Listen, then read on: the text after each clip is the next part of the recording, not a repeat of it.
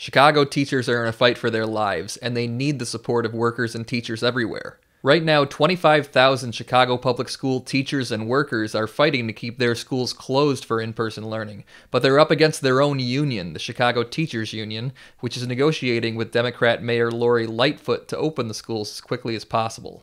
This is under conditions in which more than 3,000 people are dying every day from COVID-19 in the United States, new mutations of the virus are emerging around the world, and President Biden's own advisor, Dr. Michael Osterholm, has just warned of what he called a, quote, hurricane of death headed toward the United States in the next 6 to 14 weeks.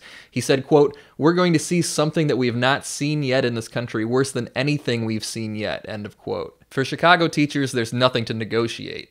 Closing schools is a critical part of any plan to stop the pandemic. It will save countless lives.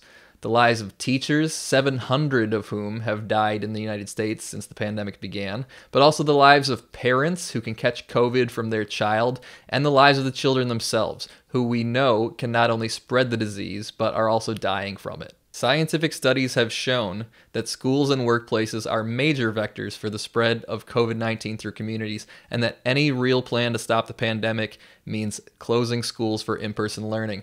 A recent study in Nature, published November 19, found that closing schools is one of the most effective ways to contain COVID-19. The report was called Ranking the Effectiveness of Worldwide COVID-19 Government Interventions, and it said, quote, "School closures in the United States have been found to reduce COVID-19 incidence and mortality by about 60%.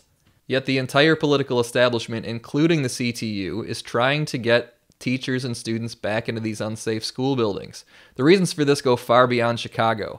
The fact is they're making an example of the Chicago public school system, which is the third largest district in the country. They don't just want to send teachers and students back before it's safe in Chicago, they want to do it everywhere. The forcing open of the schools is a key part of the overall plan being overseen by the Biden administration to get as many workers back to work as possible. The opening of the schools, in fact, is the central policy proposal of the Biden administration. On January 21st, Biden issued an executive order titled Executive Order on Supporting the Reopening and Continuing Operation of Schools and Early Childhood Education Providers. When he signed this executive order, he said, quote, "There's nothing we can do to change the trajectory of the pandemic in the next several months." The Biden administration is determined to force students and teachers back into COVID-infested schools so that parents can report to work at COVID-infested factories and workplaces, so that the rich can continue to make massive profits while hundreds of thousands of workers fall ill and die. That's capitalism. But what about the Chicago Teachers Union? Why are they negotiating to reopen schools? Why aren't they reaching out to teachers everywhere, as well as all sections of workers, in Chicago and beyond, in order to shut down the whole economy and save lives? The fact is that the trade unions of today, including locals like the CTU that posture as radical or left-wing, are no longer workers' organizations in any sense of the term. For decades, the unions have suppressed the class struggle, they've isolated struggles where they do emerge, and they've politically disarmed the working class by tying them to the Democratic Party. Here, for just one recent example, is CTU President Jesse Sharkey praising presidential candidate Biden during the 2019 Chicago teachers' strike. Vice President Biden, you're here on the picket line with the CTU. Let's hear it, CTU. Tell everybody that I admire what you're doing. He says he admires what we do. Thank you very much, Vice President. Throughout the pandemic, the unions have done everything to isolate worker struggles and keep workplaces and schools open. That's why we still have a pandemic. Think about it. If teachers had organizations that they actually controlled and that linked them up not only with other teachers across the country, but with all sections of workers, they could have prioritized their own lives over the stock market, followed the science, and shut down the whole economy. Hundreds of thousands of lives could have been saved and the pandemic could have been contained by now. That's why educators are building a new organization of struggle, the Educators Rank and File Safety Committee. We're building a powerful network of educators and workers across the United States and internationally to stop the spread of COVID-19 and prepare for a general strike. The Educators Rank and File Safety Committee was founded in August to oppose the deadly reopening of schools for the fall 2020 semester in the United States.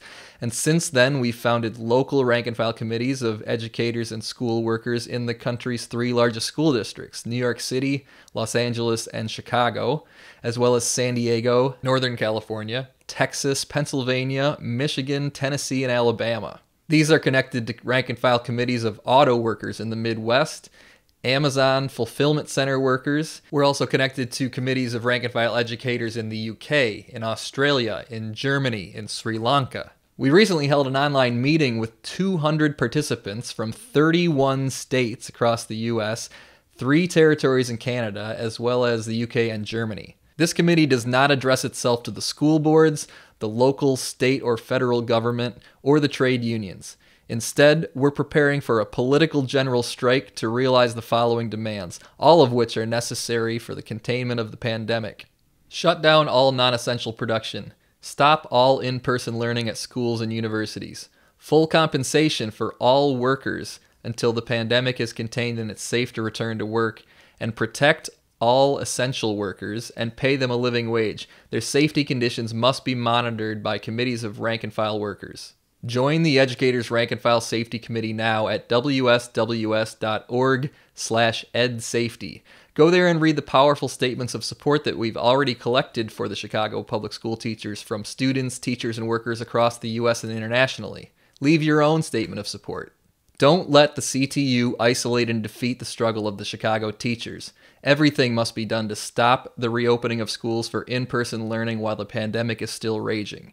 Join the Educators Rank and File Safety Committee now. Start building a committee in your district or state and send your statements of support for the Chicago teachers to wsws.org/edsafety.